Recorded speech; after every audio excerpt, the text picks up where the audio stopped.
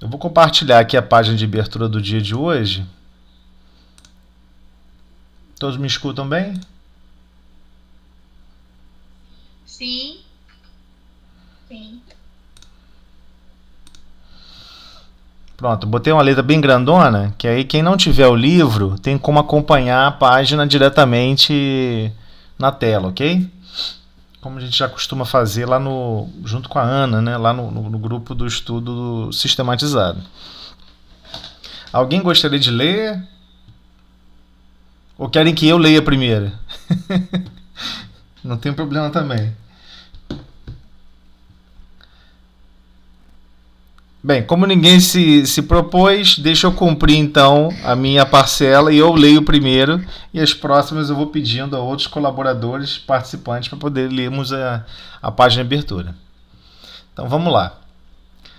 Ante o Sublime, livro Fonte Viva, editora FEB, capítulo 23. As coisas que Deus purificou, não as tornes tu comuns. Está em Atos dos Apóstolos, capítulo 10, versículo 15. Existem expressões no Evangelho que a maneira de flores a se salientarem, se sobressaírem, no ramo divino, devem ser retirados do conjunto para que nos deslumbremos, nos encantemos ante o seu brilho e perfume peculiares. A voz celeste que se dirige a Simão Pedro, nos Atos, abrange horizontes muito mais vastos do que o problema individual do apóstolo. O homem comum está rodeado de glórias na terra. Entretanto, considera-se num campo de vulgaridades, incapaz de valorizar as riquezas que o cercam. Cego diante do espetáculo soberbo da vida que lhe moldura o desenvolvimento, tripudia sobre as preciosidades do mundo, sem meditar no paciente esforço dos séculos que a sabedoria infinita utilizou no aperfeiçoamento e na seleção dos valores que a rodeiam. Quantos milênios terá exigido a formação da rocha? Quantos ingredientes se harmonizam na elaboração de um simples raio de sol? Quantos óbices, obstáculos, foram vencidos para que a flor se materializasse? Quanto esforço custou a domesticação das árvores e dos animais? Quantos séculos terá empregado a paciência do céu na estruturação complexa da máquina orgânica em que o espírito encarnado se manifesta? A razão é luz gradativa diante do sublime. Não te esqueças, meu irmão, de que o Senhor te situou a experiência terrestre num verdadeiro paraíso, onde a semente minúscula retribui, na média do infinito, por um, e onde águas e flores, solo e atmosfera te convidam a produzir em favor da multiplicação dos tesouros eternos. Então, Emmanuel traz para a gente um versículo extremamente sutil e é um chamamento para todos nós vivermos uma vida e uma compreensão maior de tudo que nos rodeia. Então, ante o sublime, o que é sublime? Tudo na Terra, tudo que envolve a criação divina, envolve complexidade e envolve bilhões e bilhões de anos. Quando estamos estudando todos os atributos e características morais da divina lei, ou quando estamos estudando a profundeza dos átomos e as estruturas, basicamente, de tudo que há de matéria na Terra, através da ciência, ambos estamos estudando as leis naturais que regem o universo e as galáxias. E, acima de tudo, nos deparamos com um susto estranho. Percebemos que as plantas do passado não são as plantas do presente. Elas eram muito mais agressivas, possuíam toxinas muito mais graves, letais para o nosso organismo. Vamos perceber igualmente, como ele colocou aqui para todos nós, que a formação das rochas leva milênios e milênios. Isso não surge de uma hora para outra, né? Se pegarmos o histórico que a ciência consegue avaliar e estudar a própria formação geológica de cada território, observamos que há ali milhões e milhões de anos.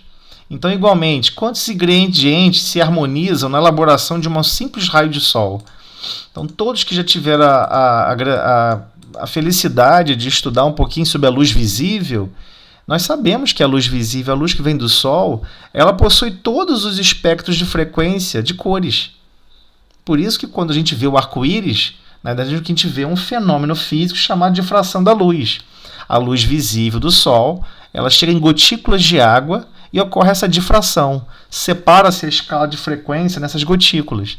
E aí observamos aquelas grandes quantidades de frequências de cores. Mas não são só as cores, né? A luz é uma energia eletromagnética. Então, existem outros ingredientes ali que a gente não conhece ainda e que se harmonizam em perfeição. Que nós precisamos para alimentar, para produzir o hormônio D, né? Ou, como alguns gostam de chamar, de vitamina D no nosso organismo. Nós precisamos dessa radiação no nosso corpo. Então, existem ingredientes a mais na luz visível que nós não compreendemos, mas que é essencial à vida. Igualmente, quantos obstáculos foram vencidos para que uma flor se materializasse? Se a gente observa uma flor crescendo sem amparo de nenhum ser humano, a gente toma um susto, né? Porque ela está ali buscando a luz, ela se esforça, se esgueira, se arrasta, busca a todo momento lutar pela vida em busca da luz, em busca do seu processo natural de fotossíntese para se materializar e se manter estável e cumprir o papel dela. Então, igualmente, com relação à domesticação das árvores e dos animais. Como assim domesticação de árvores? As árvores de hoje não são iguais às da época dos dinossauros, 60 milhões de anos atrás. Elas se tornaram diferentes, menores, em equilíbrio com a vida em torno dela. Quantos séculos terá empregado a paciência do céu na estruturação complexa da máquina orgânica? Quanto mais estudamos sobre a ciência, sobre a biologia, sobre todo o contexto celular e todo o contexto em relação à máquina orgânica em si, a gente toma um susto do grau de complexidade.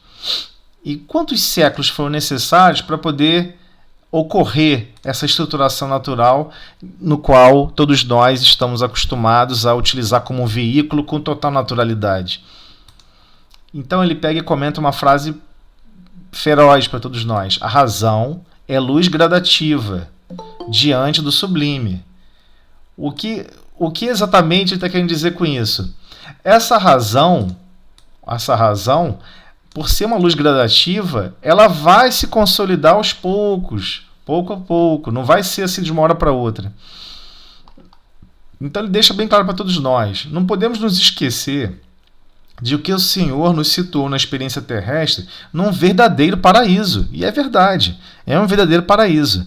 Se pensarmos hoje o detalhe que é, a complexidade que é a vida orgânica, quem gosta de acompanhar pesquisas de vida em outros planetas, pessoas que gostam de buscar vida biológica em outro planeta igual ao daqui, tomam um susto, porque manter o organismo entre 20 graus e 30 graus, essa faixa tão estreita, não se encontra planetas assim, com essa constituição, com essa diversidade biológica, com essa complexidade que nós estamos podendo observar e vivenciar. Mas levaram séculos.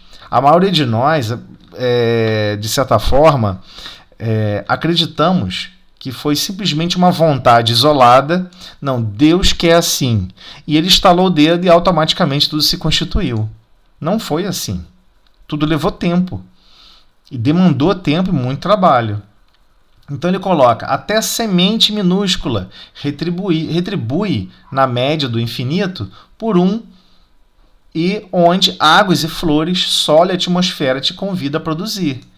Então tudo na natureza, ou seja, todos os reinos que nós passamos, reino mineral, vegetal, reino animal, reino hominal, futuramente o reino angelical, vamos estar sendo convidados à multiplicação dos tesouros eternos.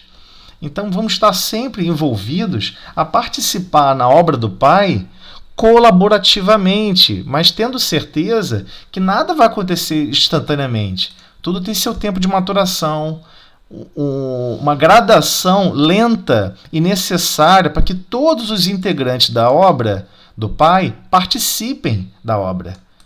Então, o chamamento é: temos consciência ante o sublime, ou seja, essa sublimidade toda que nos cerca. Estamos agindo com consciência no nosso dia a dia?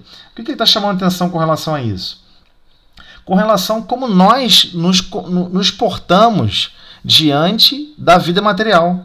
Como nós nos portamos diante do mundo biológico, como que nós nos portamos diante da água que temos disponíveis. Então, utilizamos só aquele princípio: eu estou conseguindo pagar a água, posso gastar à vontade. Eu posso, de repente, comprar bilhões e bilhões de árvores e destruir uma floresta. Tudo bem, eu quero fazer isso e assim eu posso. Então, como que nós vamos guiar o nosso dia a dia, das nossas vidas, mantendo um mínimo de equilíbrio e zelo ante a sublime obra de criação que nos é ofertada como berço de tarefas e exercícios para produzirmos? Por vezes achamos que não temos essa obrigatoriedade de cuidar do meio ambiente, não temos a obrigatoriedade de cuidar da obra do Pai, mas Ele quer ainda mais, Ele quer algo mais complexo de todos nós. Ele quer, na verdade, como a página termina aqui para a gente, a multiplicação dos tesouros eternos. Ou seja, seremos convidados a sermos multiplicadores. Então, cada dia, louva o Senhor que te agraciou com as oportunidades valiosas e com os dons divinos. Pensa, estuda, trabalha e serve. Então ele deixa claro: pensa, estuda, trabalha e serve. Não suponhas comum o que Deus purificou e engrandeceu. Isso aqui é comum, né? Tem esse mármore é uma coisa comum. O mármore sofreu muito, lutou muito, sofreu muita pressão, muita temperatura para estar naquela forma, naquela estruturação. Então nada é pura e simplesmente sem trabalho. Deus deixa claro para todos nós, de acordo com a criação, que tudo, sem exceção, exige esforço e exige trabalho. Tudo, sem exceção. Nada é doado ou dado como dádiva simplesmente por ser dado, porque ele quer dar e porque ele quer alavancar uma situação específica. Não, ele vai alavancar situações que vão nos compelir, vão nos obrigar a pensar, a estudar, a trabalhar e servir. Alguém gostaria de fazer algum comentário?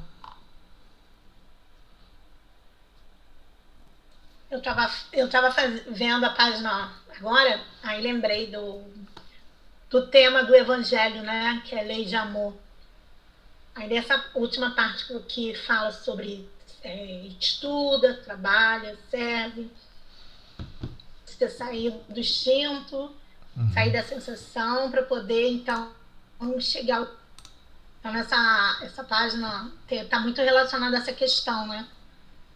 Com Só certeza. quando você formar esse sentimento, esse amor, que você vai conseguir valorizar, reconhecer, ver as obras de Deus. Por aí, né? Mais alguém gostaria de falar alguma coisa?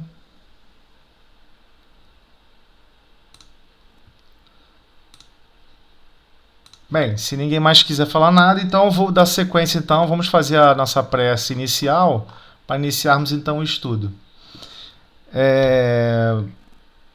Ana, faz para a gente a prece.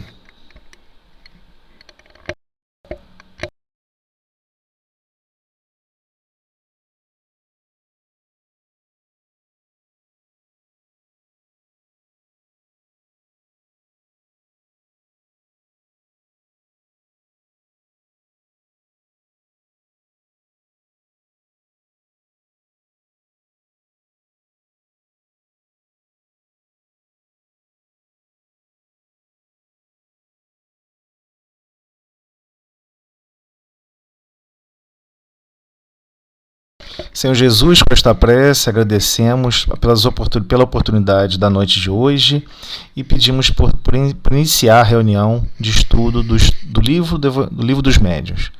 Que assim seja. Igualmente, eu vou colocar aqui na tela para poder a gente compartilhar e ir conversando. Então tá aí, o livro dos Médiuns. Todos estão podendo enxergar aí? Sim, perfeito. Então, só para lembrar a todos que é uma obra de 1861. Embora nós temos várias reedições, a primeira edição foi em francês, é claro, e teve diversas outras alterações. A ideia aqui, no nosso caso, é fazer um estudo com calma, vamos lendo com calma, tentando absorver com calma, entendendo, compreendendo e especialmente compreendendo qual é o objetivo dessa obra. Geralmente essa obra é muito mal interpretada do ponto de vista de objetivo final, né? Muitos acreditam que eu vou ler essa obra e vou me tornar um médium. Eu vou ler essa obra e vou me tornar um médium melhor. Sim, se assim o desejar, devendo os seus devidos cuidados. Ah, mas eu não sou médio ostensivo, vou me tornar médio ostensivo lendo essa obra? Não, não vai. Médio ostensivo é um projeto secular, né? Equivale a séculos.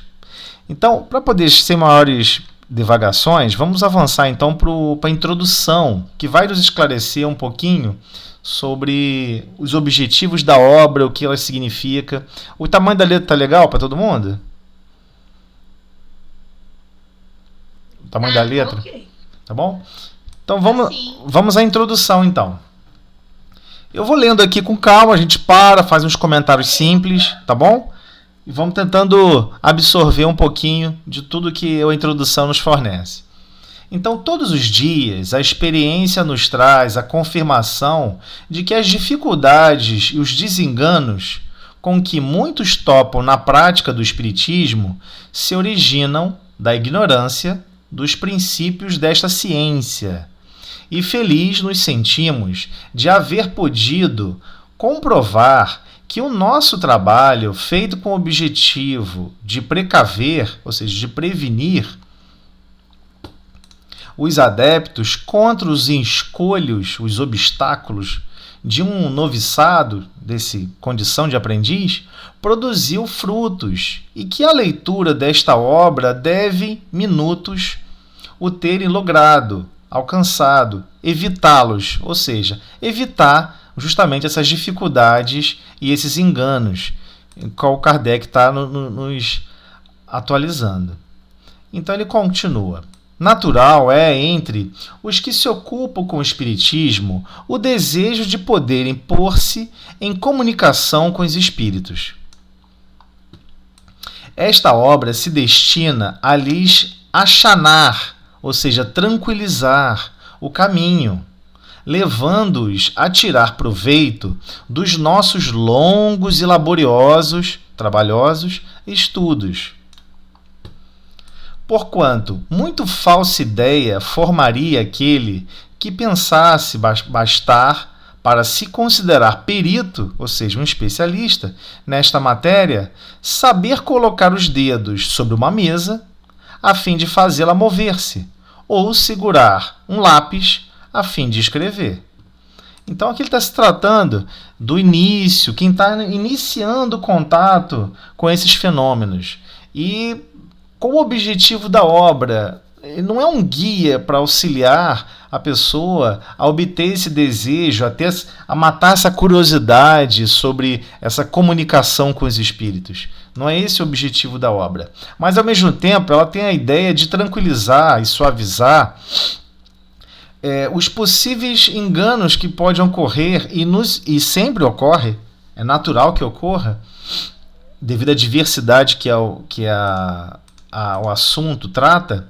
Então Kardec deixa bem claro que ele está nos auxiliando nesse sentido, compartilhando conosco esses longos estudos e laboriosos estudos. Ok? Enganar-se-ia igualmente quem supusesse encontrar nesta obra uma receita universal e infalível para formar médiums. Esse é outro tema difícil de tratar. Por quê? É uma obra longa, extensa. Por vezes, muitos gostariam de ter 3 páginas, como ser médium em 24 minutos. Não é assim. É complexo. Então ele deixa bem claro, destacando desde o início: engana-se-ia, igualmente, quem supusesse encontrar nesta obra uma receita universal, infalível, para formar o médium. Se bem cada um traga em si o germe das qualidades necessárias para se tornar médium, tais qualidades existem em graus muito diferentes. E o seu desenvolvimento depende de causas que a ninguém é dado conseguir se verifiquem à vontade. O que está querendo dizer com isso? Todos os médiuns, ou seja, todos nós seres humanos somos médiuns, estamos em intercomunicação com o mundo espiritual sempre, continuamente, seja no recurso simplesmente anímico, ou seja, de características da nossa própria alma, experiências da nossa própria alma, de faculdade da nossa própria alma, percepções. Nossa, fui em tal lugar, me senti meio mal. Não é, às vezes, comunicação nenhuma. É a sua percepção anímica, ou seja, da sua alma. Sua alma consegue detectar que algo ali está estranho, que o clima está estranho. Isso não necessariamente é mediunidade. Então, o que ele está querendo dizer com isso? Existe uma qualidade muito diferenciada de médium para médium.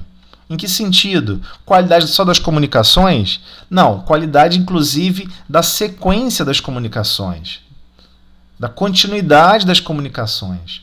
Então existe um grau muito diferente e o seu desenvolvimento depende de causas que ninguém é dado conseguir, verifiquem à vontade. Então, por vezes, nós não vamos saber o que cada um de nós nos comprometemos fora do corpo físico antes de reencarnar, que não, deixa comigo, eu vou ajudar a comunicar eu vou ajudar a participar do processo de reequilíbrio mental de várias almas que eu ajudei a desequilibrar, de várias pessoas que foram vitimadas às vezes pela minha ação e que não foram vítimas diretas, foram vítimas terciárias, né? Era o filho do neto de quem eu fiz mal, mas mesmo assim ele sofreu com aquele processo de tudo que nós fizemos. Então, por vezes a gente diz, não, pode deixar, eu vou vir como médium, eu vou ajudar, ele vai estar desequilibrado, mas eu vou ajudar a amparar o raciocínio dele, o equilíbrio mental dele, a casa mental. A gente não tem ideia do que se trata tudo isso. Não nos é dado conhecer a ninguém. Ninguém é dado conseguir se verifique a vontade pelo qual isso tudo ocorre. Todo esse planejamento para a condição mediúnica ostensiva, ou seja, uma mediunidade já bem aflorada, não simplesmente a intuição, por exemplo. As regras da poesia, da pintura e da música não fazem que se tornem poetas, pintores ou músicos. Você pode estudar pintura 10 anos. Você pode estudar música 20 anos. Você pode estudar poesia beça, nada contra, todos devemos. O que ele está querendo dizer é o seguinte: só por você estudar as regras, olha, essa tinta misturada com essa faz verde, essa tinta misturada com essa faz roxo. Você conhece um monte de regra. Isso não faz de você um artista, né? Como ele coloca aqui, os que não têm o gênio de alguma dessas artes. Se você não tem um gênio dessa arte, só porque você conheceu as regras, como ele coloca aqui, só porque você conheceu as regras, só porque você conheceu as regras da área de poesia, né? Rima rica, rima pobre, conheceu regras da área de música, não fazem que se tornem poetas, pintores ou músicos. Nós não nos tornamos poetas, pintores e músicos porque conhecemos as regras. Os que não têm o gênio de alguma dessas artes. O que tem, que a gente descobre depois com o tempo, é que, na verdade, aquilo são espíritos que estão reencarnando há centenas, por vezes milhares de vezes, se desenvolvendo em música, se desenvolvendo em pintura e em poesia. fora do corpo físico e no corpo físico. Mas vamos prosseguir. Elas apenas guiam os que as cultivam no emprego de suas faculdades naturais. Isso que é interessante. Ó. Aquelas regras, elas, né, apenas guiam, é só um guia, um norte, os que as cultivam no emprego de suas faculdades naturais. E ele, Kardec, então, esclarece. O mesmo sucede com o nosso trabalho. Seu objetivo consiste em indicar os meios de desenvolvimento da faculdade mediúnica. Meios de desenvolvimento da faculdade mediúnica. Tanto quanto o permitam as disposições de cada um. De novo, as disposições de cada um. Ah, não estou muito afim não, desenvolver isso não. Vou deixar para a próxima encarnação. Ninguém vai forçar ninguém. Todo mundo é livre. E, sobretudo, dirigir-lhe o emprego de modo útil. Aí que a coisa ficou mais complexa ainda. Dirigir-lhe o emprego de modo útil, quando ela exista. Esse, porém, não constitui o fim único a que nos propusemos nesta obra, o Livro dos Médiuns. Então, olha só a complexidade. Qual o objetivo da obra, o Livro dos Médiuns? Indicar os meios de desenvolvimento da faculdade mediúnica. Ele apenas indica. O desenvolvimento é um esforço natural de cada um. Você pode conhecer regras de marcenaria, mas pegar na madeira e fazer uma ótima peça requer o labor e a dedicação e esforço para que aquela peça surja, né? Então ele continua. Esse, porém, não constitui o fim único a que nos propusemos. Não é apenas esse fim que tem essa obra.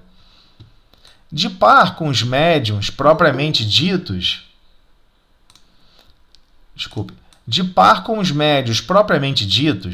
há a crescer diariamente grande número de pessoas que se ocupam com as manifestações espíritas. Guiá-las nas suas observações, assinalar-lhes os obstáculos que podem e hão de necessariamente encontrar, lidando com uma nova ordem de coisas, iniciá-las na maneira de confabular, de conversar com os espíritos, indicar-lhes os meios de conseguir boas comunicações, tal o círculo que temos de abranger, sob pena de fazermos trabalho incompleto. Claro que aqui, quando a gente está falando de boas comunicações, é focada nos objetivos dos trabalhadores da casa espírita, ou seja, dos espíritos superiores que guiam a reunião. Então aqui, as chamadas boas comunicações não está em aberto, por exemplo, aquelas conversas assim: poxa, eu queria tanto receber uma comunicação de um espírito puro, né, que vem, faça um carinho em mim, fale coisas boas. Pode ocorrer, não é proibitivo. Só que a demanda é tão grande, de tantas pessoas enlouquecendo fora e no corpo físico, que por vezes a gente pode se perguntar: o que seria uma boa comunicação? Aquela que atende quem está mais desesperado, quase enlouquecendo. Quem você acha que vai querer se comunicar? Aquele irmão que trouxe certas pessoas para que essas pessoas, estou falando dos espíritos desencarnados, se comuniquem e possam ter com quem confabular, com quem conversar? Ou devemos atender o médium primeiro, que deseja uma comunicação rica, de carinho, de atenção, de uma missão nobre de comunicação mais superior? Então a gente tem que tomar cuidado que essas boas comunicações, por vezes, não estão ligadas ao que a gente entende como boa, mas a boa comunicação está ligada ao que Jesus compreende como um trabalho de amar e servir. Eis o grande detalhe. Então ele continua: ninguém, pois, se surpreenda de encontrar nele, no caso o Livro dos Médiuns, instruções que à primeira vista pareçam descabidas. Não tem nada disso. A experiência lhes realçará a utilidade.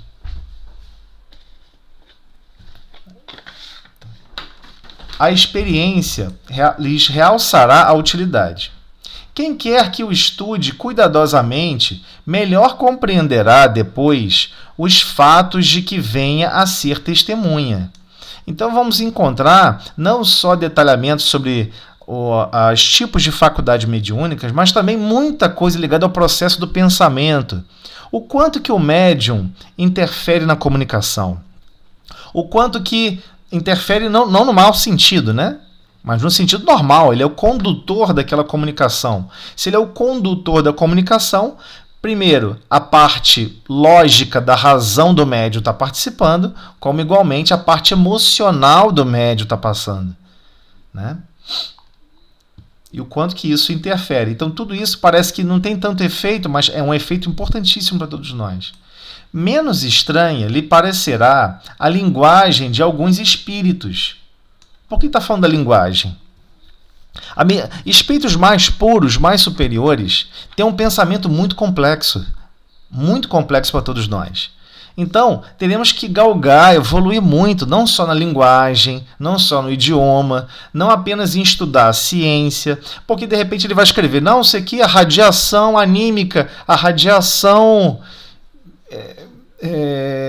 periptória, e vai criando palavras, e a gente fica assim na hora, principalmente o médio está escrevendo, né, uma comunicação. Como é que escreve essa palavra mesmo, hein? Peripipipi. Acho que isso é coisa da minha cabeça.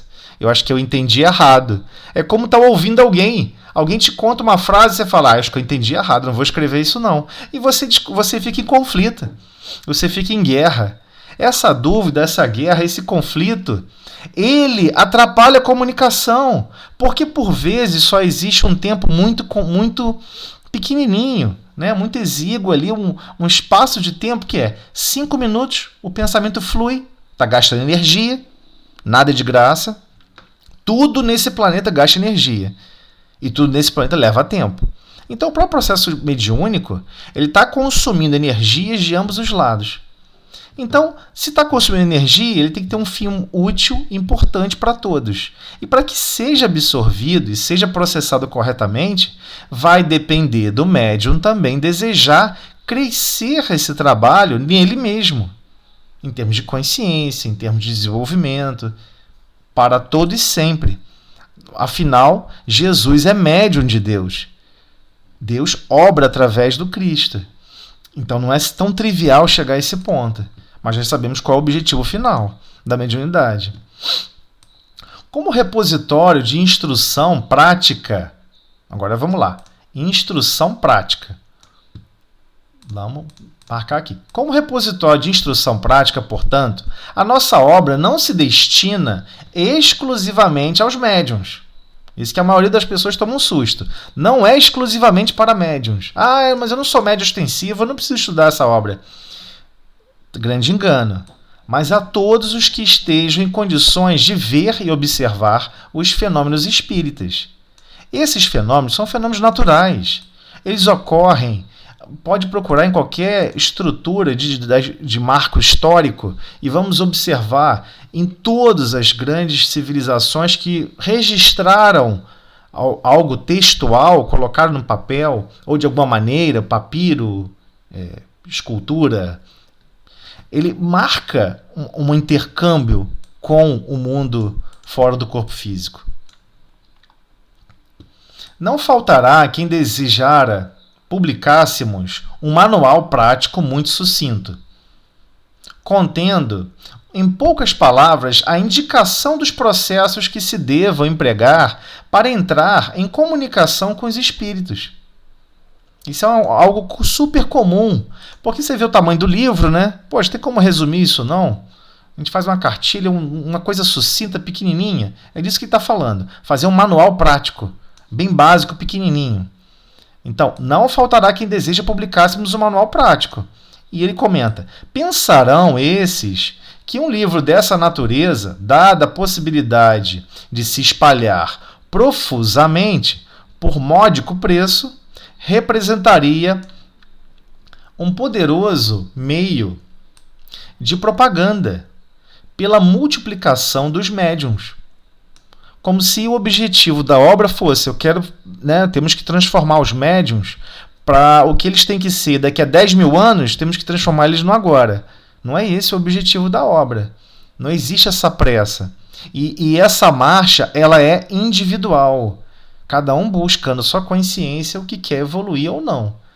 Então ele comenta, ao nosso ver, semelhante obra, no caso de uma cartilha curtinha, em vez de útil, seria nociva, ao menos por enquanto. De muitas dificuldades se mostra insada, ou seja, diversa, a prática do espiritismo. Vou ler essa frase de novo. De muitas dificuldades se mostra insada, ou seja, diversa, a prática do espiritismo. O que ele está falando? De muitas dificuldades ocorrem durante a prática do espiritismo. Não é trivial. Cada um vai ter um jeitinho.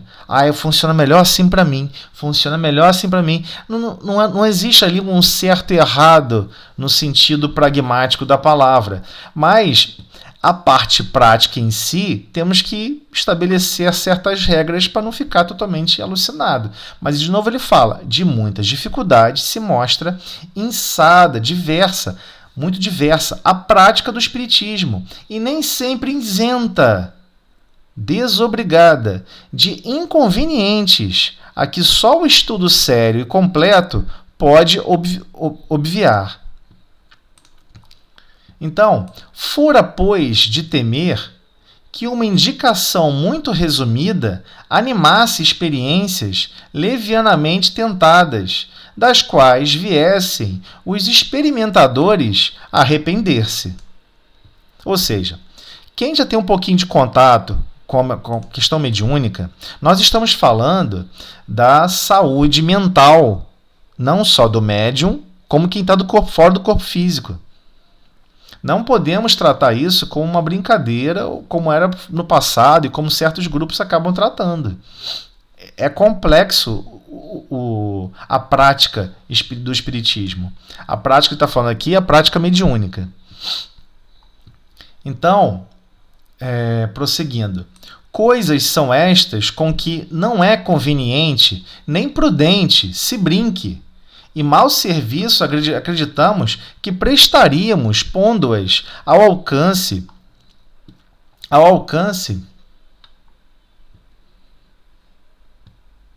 Me perdi. Coisas são estas com que não é conveniente nem prudente se brinque, e mau serviço acreditamos que prestaríamos, se fosse uma cartilha assim pequenininha, né?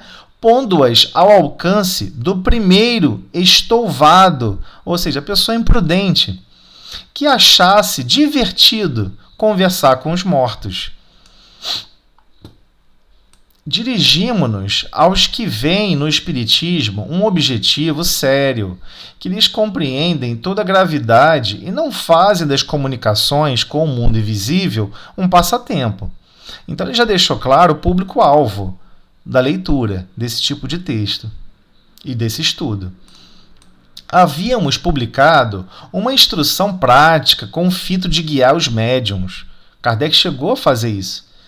Essa obra está hoje esgotada e, embora tenhamos feito com um fim grave e sério, não a reimprimimos porque ainda não a consideramos bastante completa para esclarecer acerca de todas as dificuldades que se possam encontrar.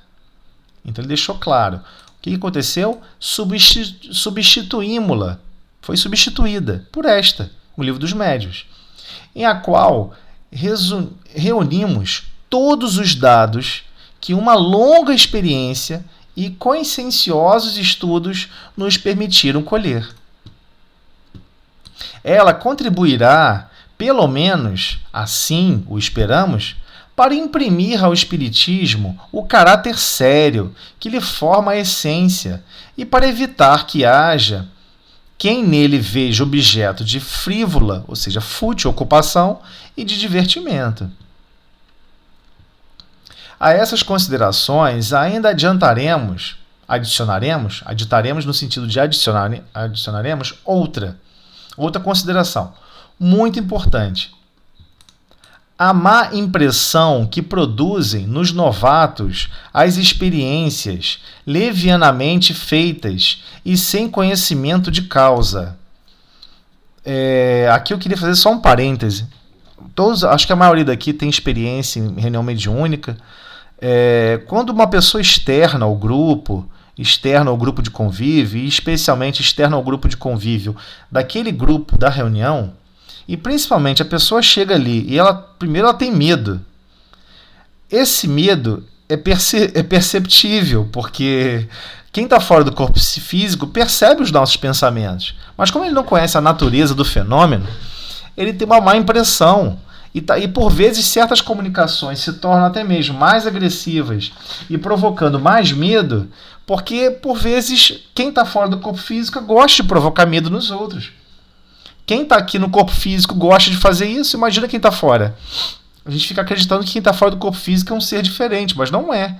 Ele é um ser humano como outro qualquer. Então, se ele gosta de provocar medo em alguém, estando aqui dando susto, te peguei, fora do corpo físico, para ele é um momento de alegria, de satisfação, para quem gosta desse tipo de atividade. Então, essas pessoas geralmente criam uma má impressão, ou seja, porque são novatos em relação a isso, ok?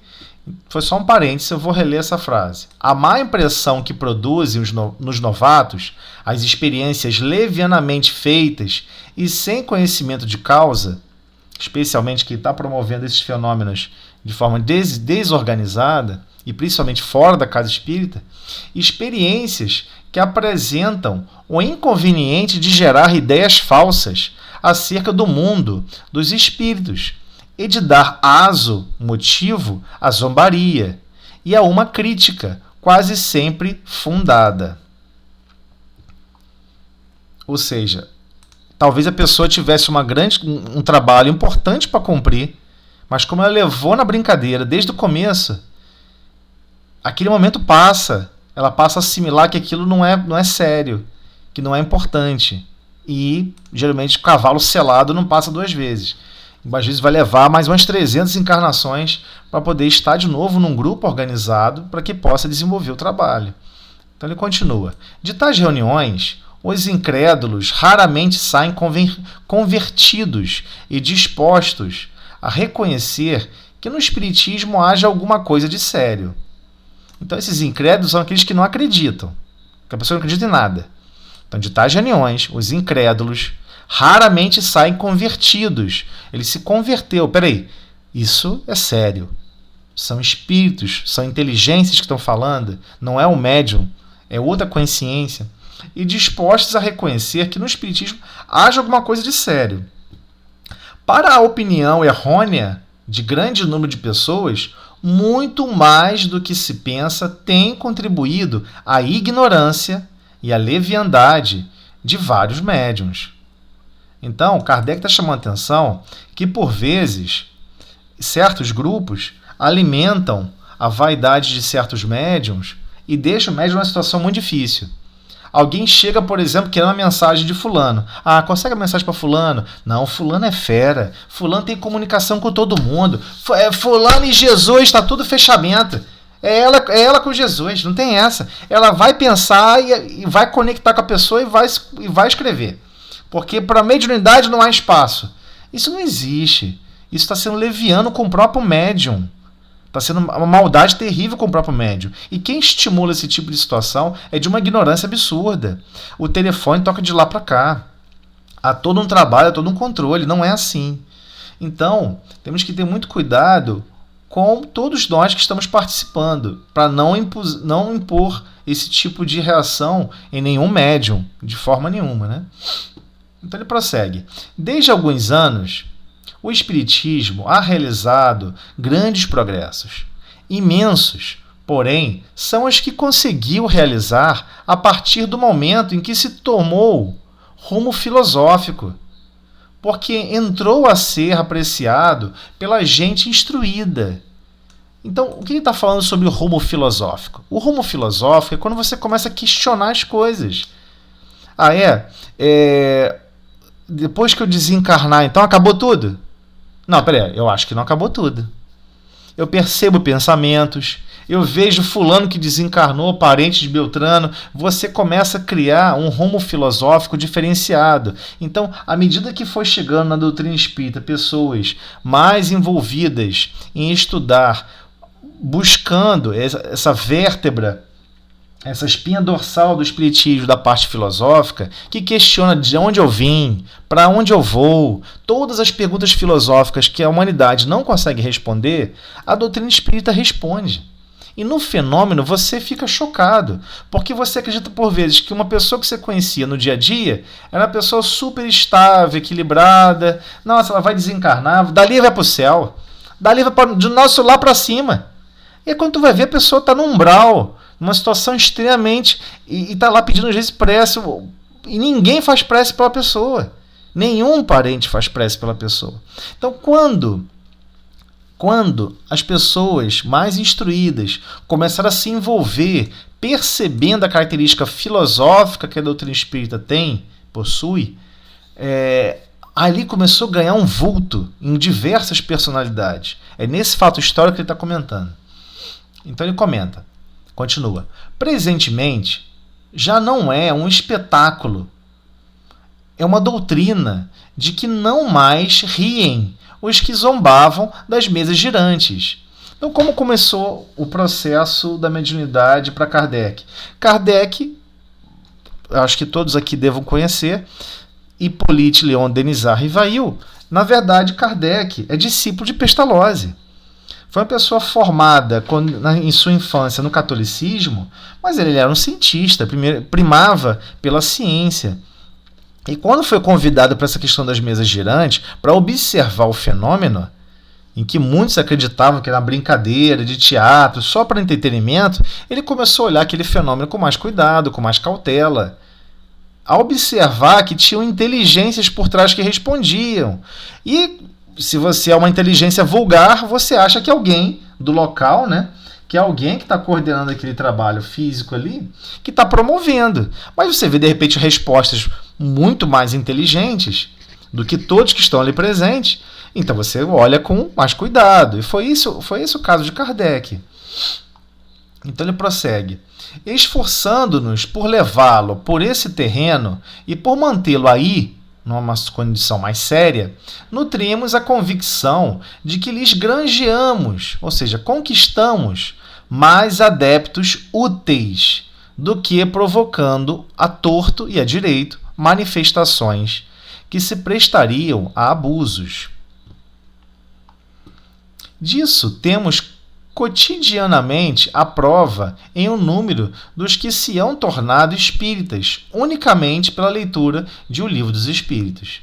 Então Kardec não só menciona sobre quanto se tornaram espíritas somente pelo contato com o Livro dos Espíritos, mas igualmente ele deixa claro a seriedade com que ele tratou o assunto e que outras pessoas, esses mais adeptos úteis que chegaram depois, estavam preocupados em levar o assunto a sério. Esse foi o diferencial.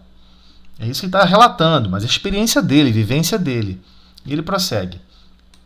Depois de havermos exposto a parte filosófica da ciência espírita em O Livro dos Espíritos, damos nesta obra a parte prática, para uso dos que queiram ocupar-se com as manifestações, quer para fazerem pessoalmente, quer para se inteirarem dos fenômenos que lhes sejam dados observar. Verão aí os óbices, ou seja, os obstáculos, com que poderão deparar e terão também um meio de evitá-los. Ou seja, ele já detectou esses obstáculos, ele já detectou uma série de problemas. E todos que estão na doutrina espírita sabem disso. Quem é mais velho e mais cascudo sabe o que acontece. Principalmente psicografia. Vem aquela mensagem, a mensagem até com letras bonitas, palavras elegantes. No final assina Jesus de Nazaré. Pega o papel, nem comenta, nem lê. Eu não teria nem coragem de ler o papel. Por quê? Porque eu sei que é alguém que está zombando, é zombeteiro. Então a gente tem que tomar muito cuidado sobre o conteúdo das comunicações e quais são os objetivos.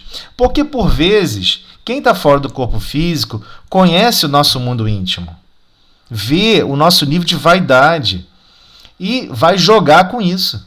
Nós fazemos isso no dia a dia, uns com os outros. Se eu sei que alguém ele vai ser mais carinhoso comigo se eu elogiar ele primeiro, eu vou lá e elogio primeiro. Ué, mas se você faz isso entre encarnados, por que não vai existir de desencarnado para encarnado? Então essa comunicabilidade não vai mudar as pessoas, estando fora ou dentro do corpo físico. O que vai mudar é que esses obstáculos, por vezes, vão causar fascínio. Fascínio no sentido de obsessão. O pior obstáculo, o obstáculo mais grave para a prática mediúnica equilibrada é evitar a obsessão. Esse é um ponto latente para todos nós que estamos estudando sobre esse assunto. Eu estou falando também de quem está apoiando a reunião. Porque às vezes quem está apoiando a reunião faz comentários que prejudicam os médiuns. Então não é só para quem é médium ostensivo. Por vezes a pessoa a pessoa é só passista, está dando só apoio, é só de apoio da reunião e faz uns comentários e induz os médiuns a pensar e reagir de forma diferente. Então a gente tem que tomar muito cuidado se é uma frase equilibrada ou não. Se não for, oremos pela pessoa que nós achamos que não está equilibrada aquele comentário. Então Kardec traz um cabedal aqui de informações, um longo histórico de obstáculos que ele observou, experimentou e conseguiu perceber e detectar. Esse é outro aspecto dessa obra, o Livro dos Médiuns. Então vamos lá. Essas duas obras, o Livro dos Médiuns e o Livro dos Espíritos, se bem a segunda constitua segmento da primeira, ou seja, o Livro dos Médiuns se constitui um segmento do Livro dos Espíritos, como o Evangelho segundo o Espiritismo, como bem sabemos, é igualmente a concentração da parte moral, que também é tratada no Livro dos Espíritos. Então, voltando para ler aqui. Essas duas obras, se bem a segunda constitua segmento da primeira, são, até certo ponto, independentes uma da outra. São independentes. Mas, a quem quer que deseje tratar seriamente da matéria, diremos que primeiro leia o Livro dos Espíritos, especialmente aquelas pessoas que estão fora da doutrina, que nunca tiveram contato, porque contém princípios básicos no Livro dos Espíritos, sem os quais algumas partes deste se tornariam, talvez, dificilmente compreensíveis. Por exemplo, quando Kardec trata da palavra alma, Kardec estabelece o que significa alma em relação a como ele está escrevendo. Por quê? Kardec, por ser um grande estudioso, inclusive dos idiomas, inclusive no francês, ele descobriu que a gente usa alma para tudo. A alma da viga, a alma do pé da mesa. A gente tem mania de pegar as palavras e usar para tudo. Então, vamos descobrir depois que o vocabulário dificulta a compreensão. Então, é nesse sentido que ele está falando. Importantes alterações para melhor foram introduzidas nessa segunda edição, muito mais completa do que a primeira, acrescentando-lhe grande número de notas e instruções do maior interesse. Agora aqui a parte importante. Os espíritos a corrigiram com particular cuidado. Como reviram tudo, isso aqui são palavras de Kardec, como reviram tudo, aprovando-a ou modificando-a à sua vontade, pode dizer-se que ela é, em grande parte, obra deles, porquanto a intervenção que tiveram não se limitou aos artigos que trazem assinaturas. São poucos esses artigos, porque apenas apusemos nomes quando isso nos pareceu necessário, para assinalar que algumas citações, um tanto extensas, provieram deles textualmente. Ou seja, o que ele está querendo dizer com isso? O Livro dos Médiuns é um livro que projeta o que vai ser o espírito daqui a 10 mil anos. E quem escreveu não foi Kardec. Quem analisou as comunicações e os verbetes e aquelas análises não foi simplesmente Kardec. Foram os espíritos fora do corpo físico, coordenadores do processo de evolução do planeta. Então, por que eu estou insistindo nisso? Porque temos que olhar com essa obra de uma maneira diferente. Ele é um projeto para um futuro ser humano. Vamos chegar nesse ponto. Então vamos continuar. A não ser assim, houvéramos de citá-los quase que em todas as páginas, especialmente em seguida a todas as respostas dadas às perguntas que lhes foram feitas, o que se nos afigurou de nenhuma utilidade. Então ele comenta: os nomes, como se sabe, importam pouco em tais assuntos. Esse é o nível de seriedade de Kardec. O essencial é que o conjunto do trabalho corresponda ao fim que lhe colimamos. O acolhimento dado à primeira edição, posto que imperfeita, faz-nos esperar que a presente não encontre menos receptividade. Então, só para todos nós entendermos aqui nesse parágrafo, que é importantíssimo, é vital para todos nós, essa obra não é escrita diretamente por Kardec. Mesmo que ele escreveu, inclusive da edição anterior, os espíritos pediram vista, ou seja, pegaram o texto e falaram assim: não, rabisca, reescreve assim, agora reescreve assim, agora reescreve assim. Mas, por obrigatoriedade das regras do planeta Terra, nós temos que ter as obras, os livros, dotados de autores. E teria que ser um autor encarnado. Então, ele tem que assumir a autoria para que a mensagem possa chegar a todos nós. Alguém quer comentar alguma coisa? Eu só estou falando direto. Vamos lá, podem falar aí, gente. Se ninguém falar nada, eu vou continuar, hein? Pode continuar? Então lá vou eu. Então, prosseguindo. Como lhe acrescentamos muitas coisas e muitos capítulos inteiros, suprimimos alguns artigos que ficariam em duplicidade, né? Entre outros que o tratava da escala espírita, que já se encontra em O Livro dos Espíritos. Suprimimos igualmente do vocabulário o que não se ajustava bem no quadro desta obra, substituindo vantajosamente o que foi supresso por coisas mais práticas. Esse vocabulário, além do mais, não estava completo e tendenciamos publicá-lo mais tarde em separado sob o formato de um pequeno dicionário de filosofia espírita. Conservamos nesta edição apenas as palavras novas ou especiais, pertinentes. Estou finalizando aqui.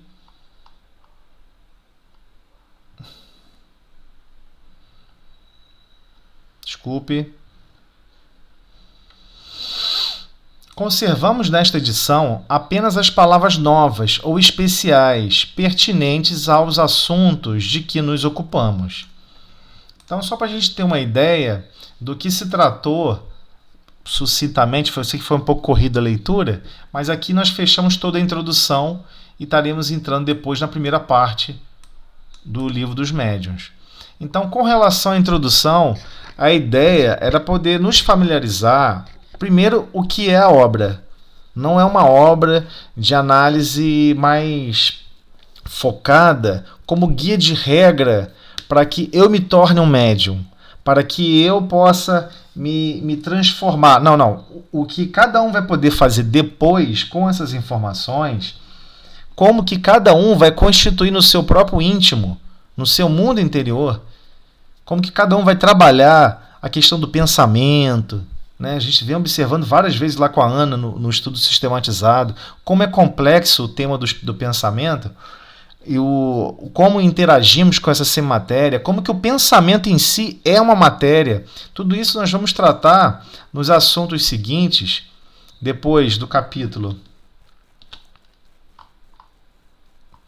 Nós temos o capítulo a espíritos, do maravilhoso sobrenatural, do método e dos sistemas. Mas do maravilhoso sobrenatural já vai falar um pouquinho sobre isso. Pode falar. Rosélio, Sim. A sua tradução aí é da FEB? É da FEB. Ah, tá. É a dessa aqui do Guilherme Ribeiro. É que o que eu fiz? Para poder botar os sinônimos do lado, algumas palavrinhas, eu queria botar sinônimo do lado, pintar, fazer a marcação aqui melhor e principalmente botar sinônimos assim do lado para facilitar a leitura, para ficar com um certo dinamismo. Eu copiei o texto para esse editor de texto e estou usando essa edição. Se você quiser, eu posso pegar aqui a edição exata. Não, é só porque a minha é mais... É porque essa... Boleto. Ah, não, essa é de Guilhom Ribeiro. É a mais antiga. Eu queria saber para ver se eu tenho aqui, porque às vezes eu posso ter aqui. Não, mas não, assim... Mas não, é a mesma coisa, só tá... só muda as palavras. Só muda as palavras. Guilhom Ribeiro... Guilhom Ribeiro é o papa dessa parte de linguagem, né? É realmente uma pessoa com uma capacidade extraordinária para interpretar do francês para o português. Uhum. Não, você falou que ele estava querendo, que ele colocou para gente a importância, né, dessas informações, mesmo para quem não é médio ostensivo. Só para comentar mesmo, essa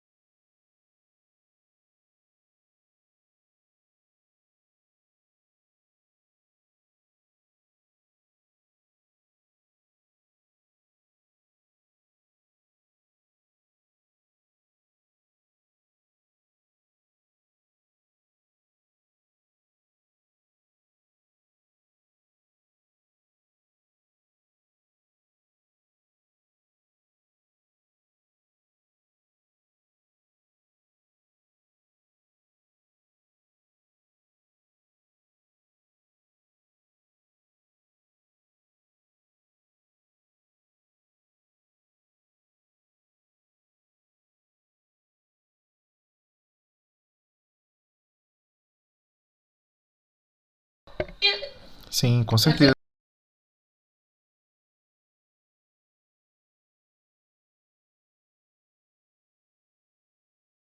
Não, com certeza. Assim, do ponto de vista de nós como os espíritos imortais que nós somos, há um choque, especialmente para quem já desencarnou. Quem já desencarnou, você imagina a situação. Imagina que todos nós aqui caiu um asteroide, todos nós desencarnamos aqui automaticamente juntos. Agora, pá, desencarnamos. Tchum. Não tem mais corpo físico. Você está num lugar que você não tem consciência onde é. Você não consegue falar com alguém. Você grita, ninguém ouve. Ninguém responde. Mas você tem uma hora que para e pensa. Peraí, eu estou pensando ainda. Se eu estou pensando, eu existo ainda. É isso que vai acontecer com todos nós, fora do corpo físico. E essas pessoas vão querer se comunicar.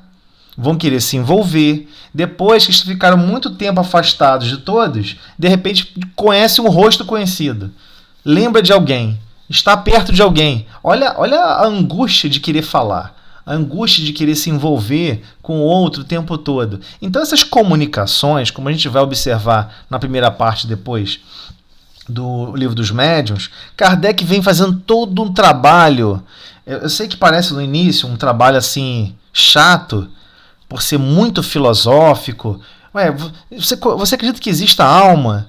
Então você acredita que existe espírito, desde o básico, da existência de cada um? Aí a gente começa a entender como que nós nos interrelacionamos. Como que nós estamos nos relacionando. Por exemplo, você comentou sobre a sua relação com o marido, a sua relação com o filho. Isso continua existindo independente de corpo físico, né? Quando a gente desperta para isso, independente do corpo físico ou não, nós estaremos sempre em relacionamento uns com os outros. E por vezes à distância. Então, por vezes, alguém que é muito ligado ao nosso mundo íntimo desencarna. E de repente a pessoa está numa situação de dor e de sofrimento, você começa a se sentir angustiado. Você começa a sentir uma opressão no seu mundo íntimo. Só que você acha que é seu. Enquanto você está, na verdade, somatizando, né? Absorvendo aquelas vibrações daquela pessoa que é ligada ao seu coração. E se você tivesse consciência plena do que está acontecendo, você gostaria de estar amparando diretamente. Então, a questão toda é que num futuro não muito distante, pensando na escala da imortalidade, estamos falando de milhares, quem sabe milhões de anos, esse nível de interrelacionamento ele vai ser mais sutil, mais simples, aliás, mais simples, mais simplificado, porque vamos estar com muito mais consciência sobre ele. Então vamos interagir com o pensamento uns dos outros com mais facilidade. Mas a gente não pode perder essa visão que você mesmo comentou, Ana. Todos nós somos médiums.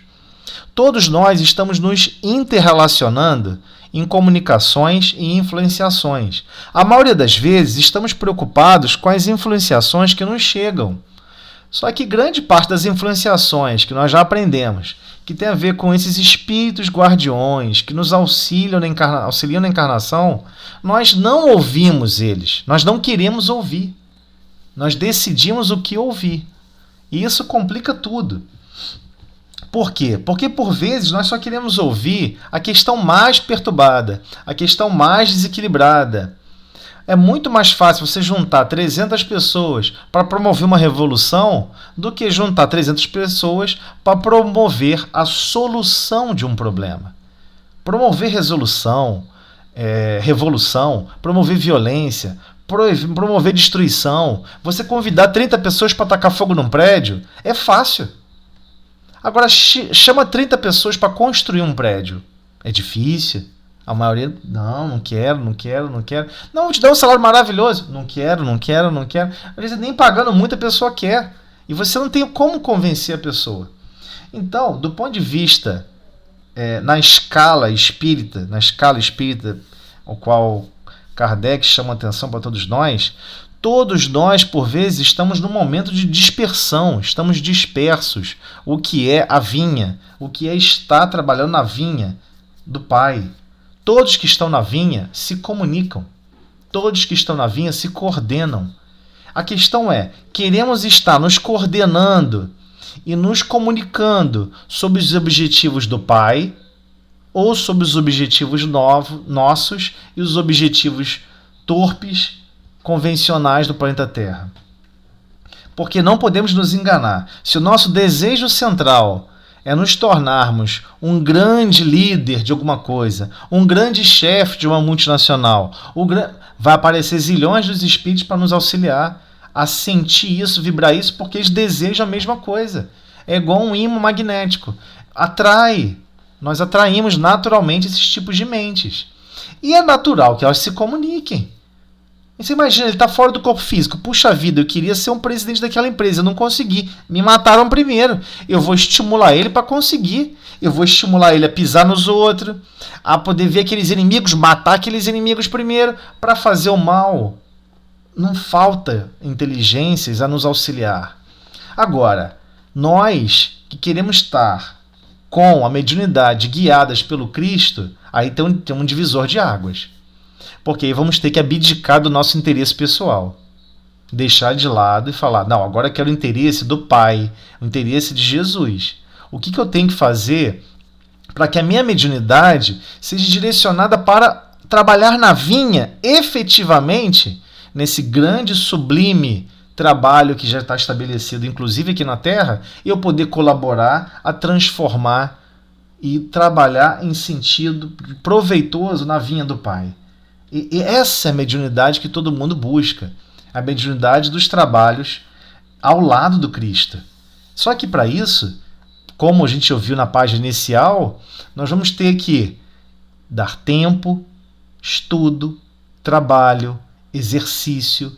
Então, durante toda essa obra que nós vamos estudar, sem pressa, sem correria, sem nada, absorvendo cada parágrafo, cada momento, vamos ter depois trabalhos em paralelo em que vamos buscar um pouquinho do Livro dos Médiuns, vamos buscar um pouquinho de outras obras, inclusive da coleção de André Luiz, para pescar ideias e abrir o nosso pensamento, abrir a nossa mente, tirar a nossa mente da casca.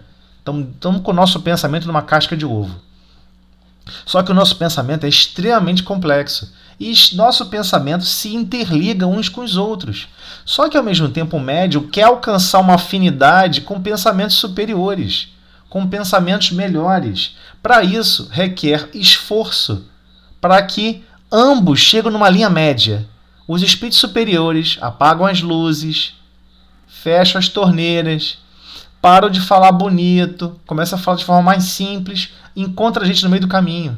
Mas esse passo para alcançar o meio do caminho, todos nós vamos ter que dar.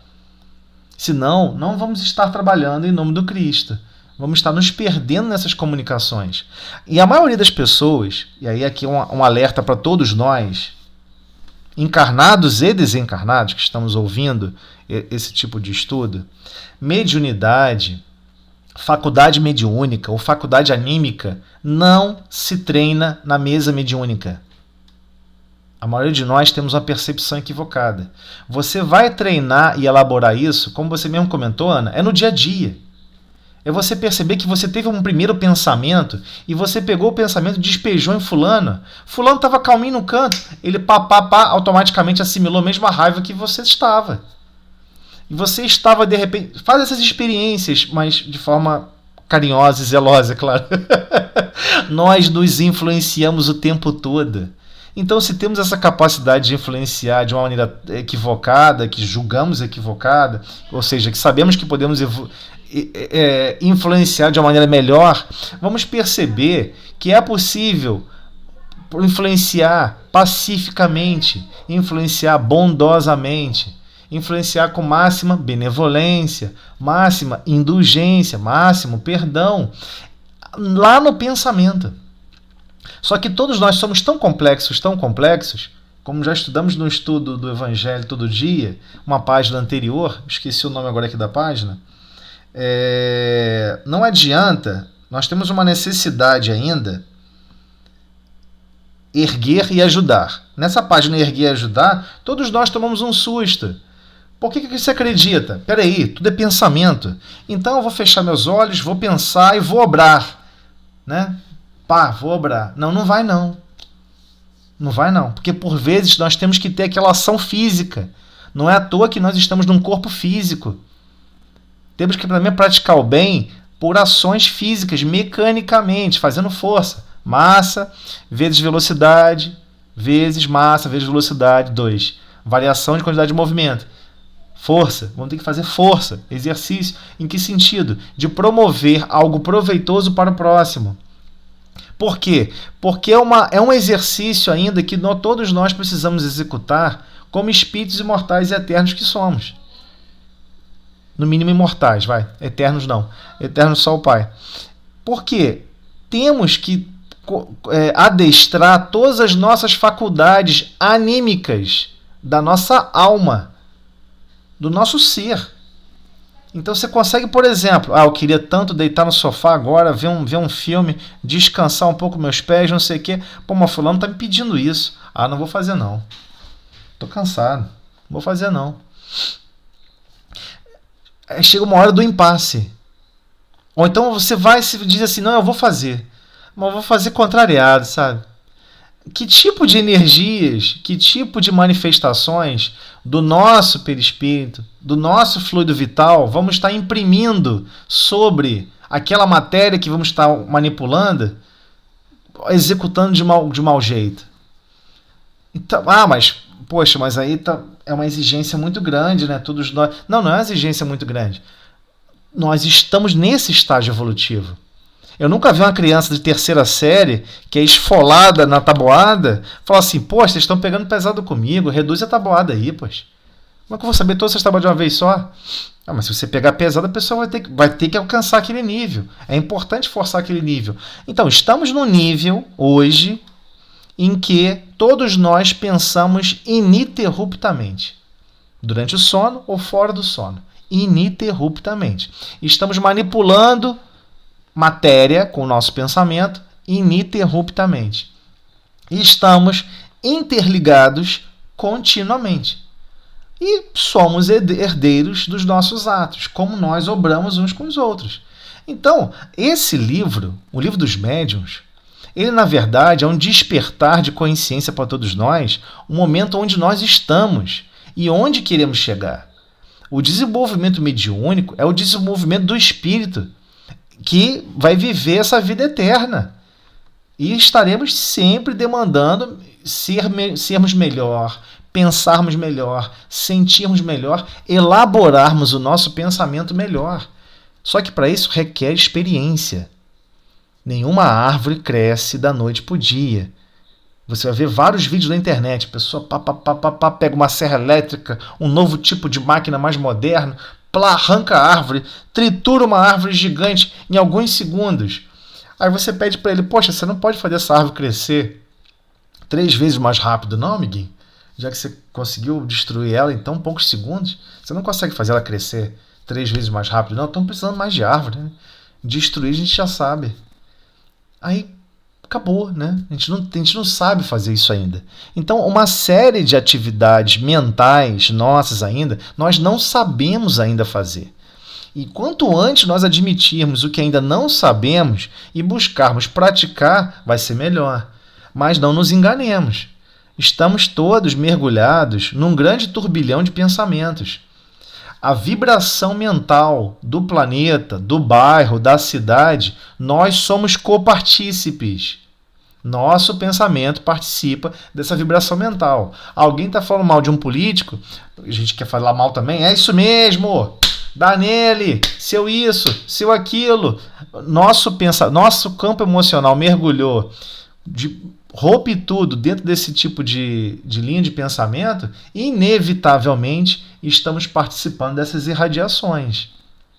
Não é isso o que nós desejamos quando estamos estudando. Então, já sabemos que existe uma distância entre o que a gente está estudando e o que a gente está vivendo. Inevitavelmente, vamos ter que nos esforçar e vamos descobrir nessa obra que o desenvolvimento mediúnico é o desenvolvimento do espírito. Encarnado ou não, é do espírito. O espírito está se desenvolvendo. Para quê? Para que tenha comunicações com fluidez, para que tenha comunicações focadas no amparo, no socorro. Quantas pessoas estão se suicidando hoje no mundo? Elas chegam do outro lado. E por vezes existem médiuns que criam especialidades. O médium reencarna às vezes com uma especialidade de psicofonia em auxiliar essas almas, esses espíritos que cometeram suicídio. Porque não é qualquer um que se liga a esse pensamento e não se perturba. Então, por vezes, a pessoa já conseguiu virar aquela chave. Vamos observar em todas as obras de André Luiz.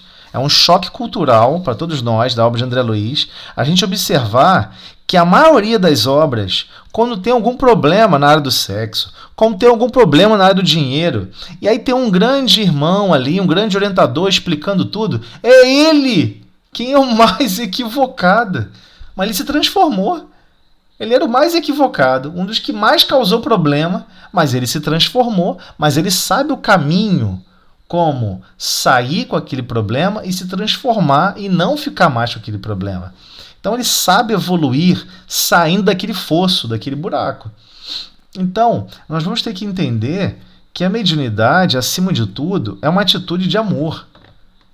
É uma atitude de amor se estamos focados com os ideais do Cristo, em auxiliar a todos, sem exceção. Então, por vezes, evitamos de conversar com certas pessoas, porque certas pessoas nós nos sentimos mal. Então, mas você se sente... Aí vamos ter que descobrir nessa obra. E aí é uma busca individual de cada um. Você se sente mal perto dessa pessoa porque você tem um problema para com você mesmo? Ou você acha que aquela pessoa está irradiando energias negativas que você assimila? Então, nessa obra a gente vai descobrir que nem todos nós somos exatamente um sensor de maus fluidos. E que, na verdade, boa parte dessa má sensação que nós temos é o nosso desequilíbrio emocional. Você não vai ver, por exemplo, Chico Xavier passando mal perto de qualquer um. Visitava e conhecia diversas pessoas e em diversos lugares, e ele falava, onde há um coração focado e justo no caminho do bem, ali se faz luz. Então nós vamos ter que aprender a fazer luz no nosso mundo íntimo, para que essa luz resplandeça onde estivermos, em qualquer tipo de convivência. Esse é o espírito do futuro. Então estamos com um guia, um manual que trata das relações e das comunicações Mas, de novo, ele é um guia. Ele não transforma ninguém. Ah, vou ler aqui 3 segredos, que estala dedo, dá 3 sopradinhas pro alto, pronto, estou me comunicando com o speed luz, estou tudo bem, não, isso não ocorre, isso não é assim que funciona. Né? Tudo tem seu tempo de maturação. E vamos aos pouquinhos assimilando todas essas informações, ok? Alguém tem mais alguma coisa mais para falar? Falei muito.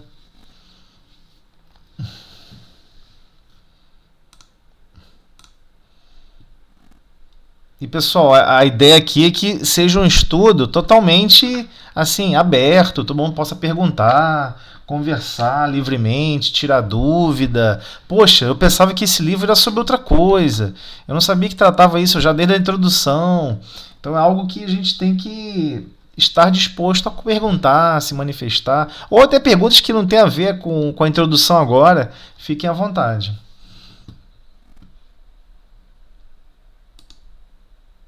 Que eu te falo mais, interessante, Zé.